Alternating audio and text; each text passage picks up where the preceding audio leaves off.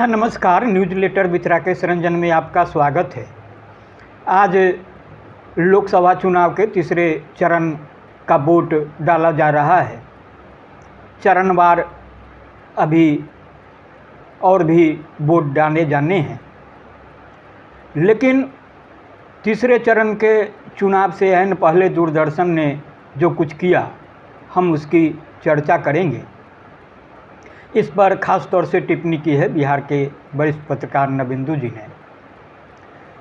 उन्होंने लिखा है कि थर्ड फेज चुनाव के ऐन पहले दूरदर्शन ने ये क्या किया, कहाँ सोया पड़ा है केंद्रीय चुनाव आयोग, ये क्या हो रहा है। शांतिपूर्ण और निष्पक्ष चुनाव के तीसरे चरण के ठीक पहले केरला स्टोरी जैसी फिल्म का दूरदर्शन पर दिन दहाड़े प्रसारण किया जाना एकदम से गलत है। इतना ही नहीं, दूरदर्शन नेशनल DD1 के सोशल मीडिया हैंडल से बाकायदा इसे देखने के लिए प्रसारित भी किया गया। क्या बना दिया गया देश की संस्थानों को, ये उनका सवाल है।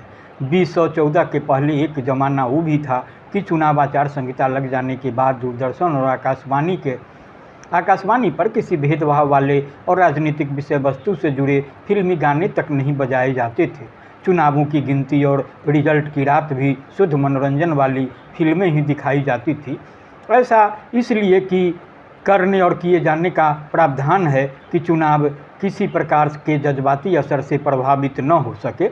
आचार संहिता और दूरदर्शन के अपने प्रोटोकॉल नियम भी इस बात की इजाज़त नहीं देते। कार्यक्रम अधिकारी को एक गाना भी होशो हवास में बजाने की मर्यादा का पालन करना होता है।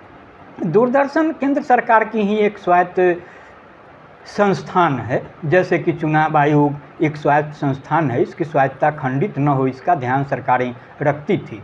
ऐसा संवैधानिक प्रावधान भी है। सच में कई बार बार लगता है कि केंद्र में बैठी सरकार संविधान और देश की स्वायत्त संस्थाओं को कुछ समझती ही नहीं। न तो इसे संविधान की परवाह है, न लोकतांत्रिक संस्थाओं की मर्यादा का कोई ख्याल। लेकिन चुनाव में तो केंद्रीय चुनाव आयोग ही देश के फैसले लेने वाली और लगाम लगाने वाली नियंत्रक संस्था बन जाती है। तो क्या उसको इन बातों का ज्ञान और भान नहीं है?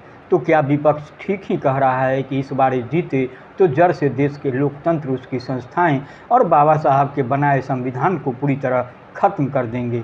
ये सब उसी की वानगी लगती है। आप तय कीजिए ये कितना सही है, कितना गलत। तो इतना ही, नमस्कार।